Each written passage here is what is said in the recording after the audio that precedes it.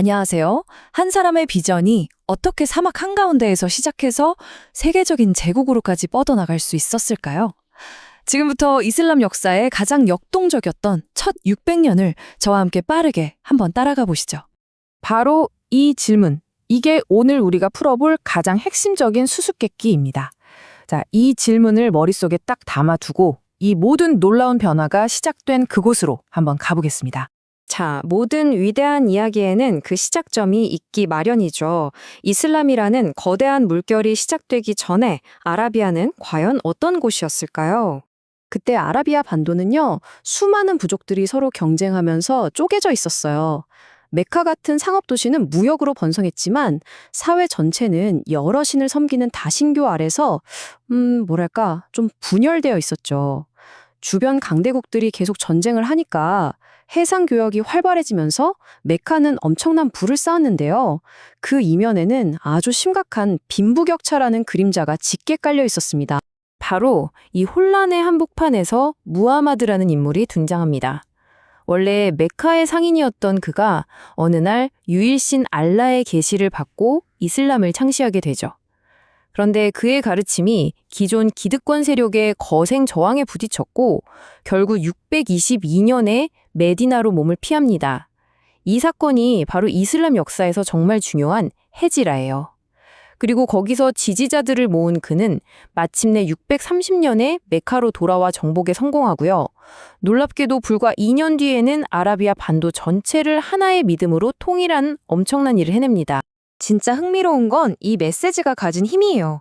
쿠란에 기록된 신은 오직 하나다. 그리고 모든 인간은 신 앞에서 평등하다는 이 메시지. 이게 당시 사회에 어마어마한 충격을 던졌습니다. 부의 독점, 신분차별 때문에 고통받던 수많은 사람들에게는 정말 큰 울림을 줬겠죠. 그야말로 혁명적인 사상이었습니다. 모함마드가 세상을 떠난 뒤 이슬람 공동체는 그야말로 폭발적인 팽창의 시대를 맞이하게 됩니다. 그 중심에 칼리프라는 자리가 있었어요. 무함마드의 후계자라는 뜻인데 선출을 통해서 뽑혔거든요. 그래서 이 시대를 정통 칼리프 시대라고 부릅니다.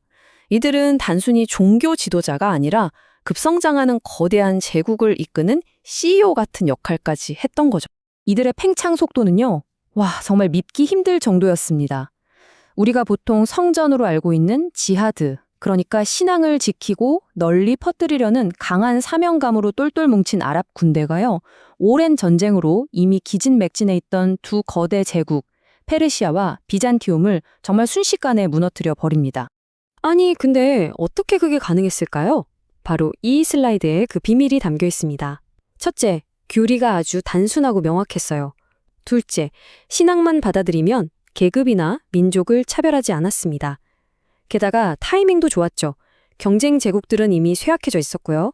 그리고 결정적으로 정복당한 지역의 주민들은 지지야라는 세금만 내면 원래 믿던 종교를 그대로 유지할 수 있게 해줬어요. 그러니 저항이 훨씬 적었던 겁니다. 하지만 제국이 이렇게 커지다 보면 내부 갈등이 생기는 건 어쩔 수 없나 봅니다. 이슬람 세계를 영원히 바꿔놓을 첫 번째 균열이 시작되거든요. 정통 칼리프 시대가 끝나고 우마이야 가문이 칼리프 자리를 세습하면서 왕조 시대를 열어요. 이들은 수도를 다마스크스로 옮기고 철저히 아랍인 중심으로 제국을 운영했죠. 바로 이 아랍인 우대 정책이 비아랍계 무슬림들의 엄청난 불만을 샀고 결국 아바스 가문이 일으킨 혁명으로 이어지게 됩니다. 아바스 왕조는 수도를 바그다드라는 새로운 도시로 옮기고 모든 무슬림은 평등하다는 원칙을 내세우면서 완전히 다른 범이슬람 제국을 건설하기 시작합니다. 바로 이 정치적 갈등 속에서 이슬람의 가장 큰 종파 분열이 생겨납니다. 수니파는 칼리프는 공동체가 선출해야 한다고 믿었고 시아파는 아니다. 칼리프는 반드시 예언자의 핏줄, 직계 후손이어야 한다고 주장했죠. 이 생각의 차이가 바로 오늘날까지 이어지는 근본적인 분열의 시작점이었습니다. 그리고 이 분열은 단순히 사상의 차이로 끝나지 않았습니다.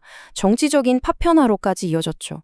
아바스 혁명에서 간신히 살아남은 우마이야 가문의 한 왕족이 저 멀리 이베리아 반도, 그러니까 지금의 스페인으로 건너가서 코르도바에 새로운 왕조를 세워버린 거예요.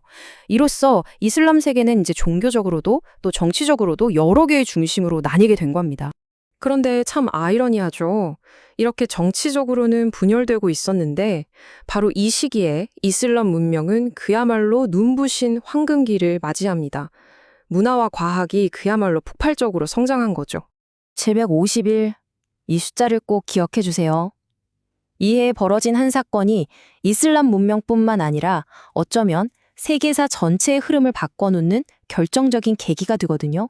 바로 탈라스 전투입니다. 중앙아시아의 패권에 놓고 당시 세계 최강대국이었던 아바스 왕조와 중국의 당나라가 정면으로 맞붙은 정말 역사적인 전투였어요. 이 전투에서 아바스 왕조가 승리하는데요. 진짜 중요한 전리품은 땅이 아니었습니다. 바로 기술이었죠. 아바스 군대가 당나라 포로들을 통해서 인류 역사상 가장 중요한 발명품 중 하나인 종이 만드는 기술을 얻게 된 겁니다. 이게 바로 이슬람 황금 시대의 문을 활짝 연 열쇠이자 지식 대폭발의 기폭제가 되었어요. 종이가 널리 보급되면서 모든 게 바뀌었습니다. 바그다드와 코르도바는 동서양의 모든 지식이 모여드는 거대한 용광로가 됐죠. 아랍, 페르시아, 그리스, 인도의 사상이 막 뒤섞이면서 수학과 과학에서 혁신적인 발전들을 이뤄냈습니다. 잊힐 뻔했던 고대 그리스 철학을 번역해서 보존하고 발전시켰고, 활발한 무역은 이 모든 걸 뒷받침하는 경제적 풍요를 가져다 줬습니다. 자, 이렇게 황금기가 계속되는 동안에도 제국의 정치 무대 뒤편에서는 또 한 번의 거대한 변화가 일어나고 있었습니다. 이 타임라인을 보시면 권력의 중심이 어떻게 움직였는지 한눈에 보입니다. 메카의 아랍 칼리프에서 시작된 권력은 다마스쿠스, 바그다드의 왕조로 이어졌죠. 하지만 11세기가 되자 새로운 세력, 바로 셀주크 투르크가 바그다드를 장악합니다. 이때부터 아주 흥미로운 변화가 생겨요. 칼리프는 종교적인 상징으로만 남고 술탄이라는 칭호를 쓰는 투르크족 군사 지도자가 실제 정치 권력을 행사하는 일종의 이원적인 구조가 만들어진 겁니다. 새로운 권력의 등장은 새로운 갈등을 낳았습니다. 셀주크 튀르크가 성지 예루살렘을 점령하면서 비잔티움 제국을 위협하고 유럽 기독교인들의 성지 순례길을 막아버린 거죠. 바로 이 사건이 이후 수백 년 동안 동양과 서양을 뒤흔들게 될 십자군 전쟁의 불씨가 되고 맙니다. 이후 이슬람 제국은 계속해서 분열되다가 결국 13세기에 몽골이 침략하면서 아바스 칼리프 체제는 공식적으로 막을 내립니다. 하지만 정치적 제국은 사라졌어도 그들이 남긴 문화적, 과학적 유산의 영향력은 그 후로도 오랫동안 계속 이어졌습니다. 자, 이렇게 600년의 역사를 숨가쁘게 달려와 봤습니다. 신앙과 지식, 그리고 권력으로 세워진 거대한 제국. 이 슬라이드의 질문처럼 과연 그들이 남긴 유산 중에서 어떤 것들이 지금 이 순간에도 우리 세계에 영향을 미치고 있을까요? 이 영상을 보시고 나서 한 번쯤 생각해 보시는 것도 좋을 것 같습니다.